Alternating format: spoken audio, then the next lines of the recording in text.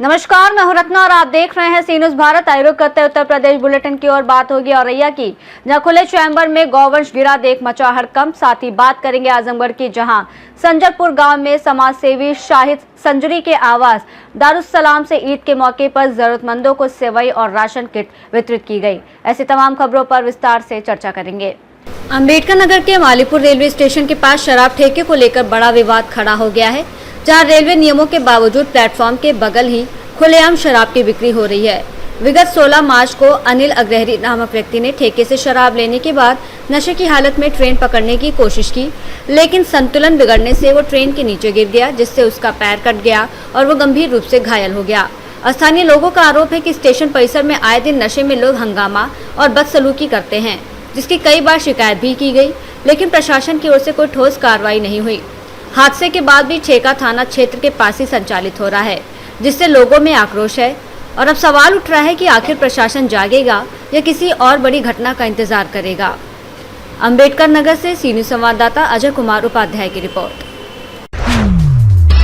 औरैया के आवास विकास इलाके में लापरवाही का गंभीर मामला सामने आया है, जहां कई दिनों से बना सीवर चैम्बर खुला छोड़ दिया गया था और उसमें एक गौवंश गिर गया, जिससे इलाके में हड़कंप मच गया। घटना गौरैया तालाब के पास की है, जहां स्थानीय लोगों में आवास विकास प्रशासन के खिलाफ भारी आक्रोश देखने को मिला। सूचना मिलने पर फायर ब्रिगेड की टीम और गौरक्षकों ने मौके पर पहुंचकर कड़ी मशक्कत के बाद गौवंश को सुरक्षित बाहर निकाला। इस घटना ने प्रशासनिक लापरवाही पर सवाल खड़े कर दिए हैं और लोगों ने ऐसे खुले चैम्बर को तुरंत बंद कराने की मांग की है। औरैया से सी न्यूज़ संवाददाता राजेश मिश्रा की रिपोर्ट। आजमगढ़ के संजरपुर गांव में समाज सेवी शाहिद संजरी के आवास दारुस्सलाम से ईद के मौके पर जरूरतमंदों को सेवई और राशन किट वितरित की गई। इस वितरण कार्यक्रम की अगुवाई उनके प्रतिनिधि उमैर आजमी ने की, जिसमें कलीम जमेई, सलीम अहमद, वसीम अकरम सहित अन्य लोग मौजूद रहे।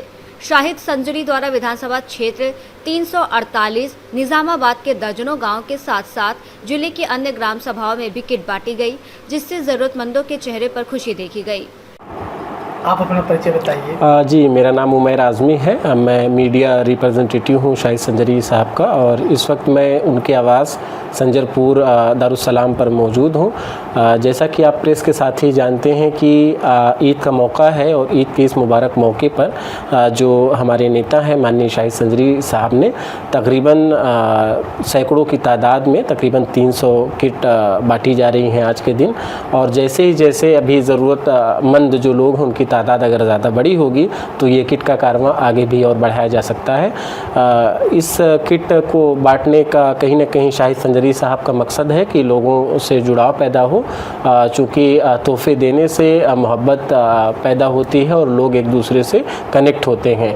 तो आज ये शुभ काम उनके आवास दारुस्सलाम संजरपुर से शुरू किया गया है, और हमारे बड़े भाई कलीम जमेई साहब भी इनकी भी गार्जियनशिप के अंतर्गत ये कार्यक्रम हुआ है, और आप तमाम लोग आए, आपका मैं बहुत शुक्रिया और बहुत आभार व्यक्त करता हूँ। देखिए, ये किट वितरण का जो कार्यक्रम है जो ईद के मुबारक मौके पर वितरित किया जा रहा है माननीय शाहिद संजरी साहब के निर्देश पर, ये आजमगढ़ की विधानसभा निजामाबाद 348 अंतर्गत विभिन्न गांव में बांटी जा रही है। तकरीबन दर्जनों गांव के भी सूची बनाई गई है जो ज़रूरतमंद हैं, उनको तोहफे के तौर पर ये किट दी जा रही है ईद के मुबारक मौके पर। माननीय शाहिद संजरी जी की कि उनकी जो खुशी है वो ज़रूरतों के नाते फीकी पड़ जाती है, तो ये तोहफे के तौर पे उनको ये मुहैया कराई जाए और उनकी भी खुशी ईद के दिन ये बरकरार रहे। और ये दर्जनों गांव की लिस्ट माननीय कलीम जमेई जी इसको तैयार किया है इन्होंने, और हमारी ये कोशिश है कि विधानसभा निज़ामाबाद और उसके आसपास जो अन्य गांव हैं वहाँ भी अगर ज़रूरतमंद हैं तो उन तक भी ये राहत किट पहुँचाने का काम किया जाएगा।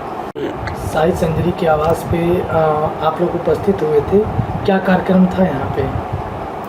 शाहिद संजरी साहब चूँकि एक समाज सेवी हैं और उनके द्वारा आज समाज में हमारे समाज का एक बड़ा त्यौहार ईद जिसे कहते हैं उसमें कमज़ोर, गरीब और जो पात्र व्यक्ति हैं जिनको खुशी में शरीक होने के लिए उनके हौसला अफजाई के लिए एक किट बनाई गई थी, जिसमें कुछ अनाज है और सेवई है, तेल है, घी है, दाल है, आटा है, चावल है, ये सारी चीज़ें आज बना करके एक किट के रूप में उन लोगों तक जो इस लायक हैं जिनको दिया जा सके उनको पहुंचाने का कार्यक्रम था। ये कितने दिनों से चल रहा है लगभग? ये तो इसी ईद के अवसर पर एक हफ्ते से अभी शुरू हुआ है। आज पहली गाड़ी निकली है, 2 दिन 3 दिन का समय है, तो जहाँ तक पूरी विधानसभा क्षेत्र में कार्यक्रम है बांटने का, आज से बंटना शुरू हो गया है। आजमगढ़ से सीनू संवाददाता अबुशाद अहमद की रिपोर्ट। रामपुरा थाना क्षेत्र के उमरी नगर में 4 दिन पूर्व हुए विवाद में घायल 51 वर्षीय रूप नारायण की इलाज के दौरान मौत हो गई, जिससे पूरे इलाके में शोक और आक्रोश का माहौल है। 13 मार्च को एक लग्नोत्सव में जाते समय उनका मोहल्ले में मुन्नेश और सुधीर उर्फ छोटू से विवाद हो गया, जो देखते ही देखते मारपीट में बदल गया। आरोप है कि इस दौरान रूप नारायण के सिर पर डंडे से वार किया गया, जिससे वो गंभीर रूप से घायल हो गए। उन्हें पहले सामुदायिक स्वास्थ्य केंद्र रामपुरा, फिर जिला अस्पताल उरई, मेडिकल कॉलेज झांसी और बाद में ग्वालियर रेफर किया गया, जहां 17 मार्च की सुबह उन्होंने दम तोड़ दिया। घटना के बाद परिजनों में कोहराम मच गया और स्थानीय लोग आरोपियों की जल्द गिरफ्तारी की मांग कर रहे हैं। पुलिस के अनुसार अब मामले में गंभीर धाराओं में मुकदमा दर्ज कर आरोपियों की तलाश तेज कर दी गई है और जल्द गिरफ्तारी का आश्वासन दिया गया है। जालौन से सीनू संवाददाता निखिल तिवारी की रिपोर्ट।